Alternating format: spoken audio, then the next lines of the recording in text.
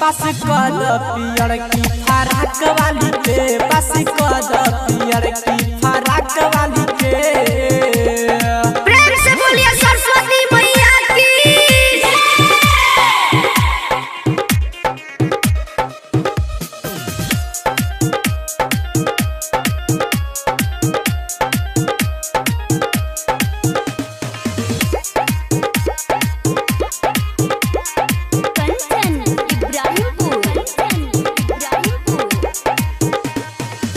साले सुन है मैया मूर्ति बैठाई तो छत फूल माला तोरे चढ़ाई तो फराक वाली के साले सुन है मैया मूर्ति बैठाई तो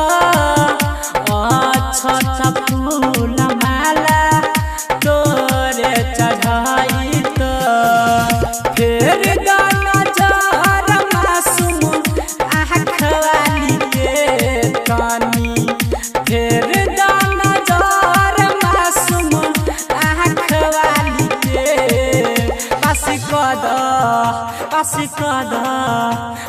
कद पियर की फराक वाली के पास कद पियर की फराक वाली के प्रेम से बोलिए सरस्वती मैया की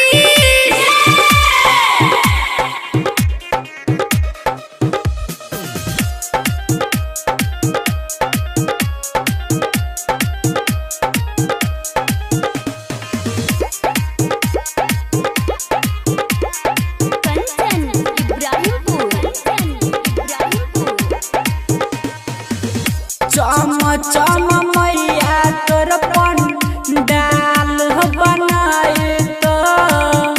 रामनजी यादव वाला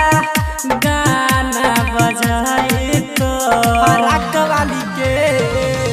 चम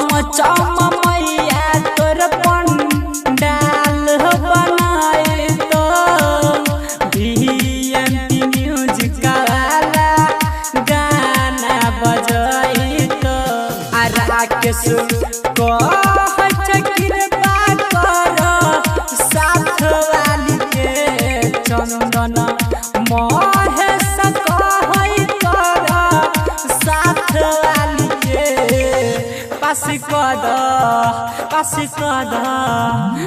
कद पियर की फराक वाली के पास कद न सोना फराक वाली के।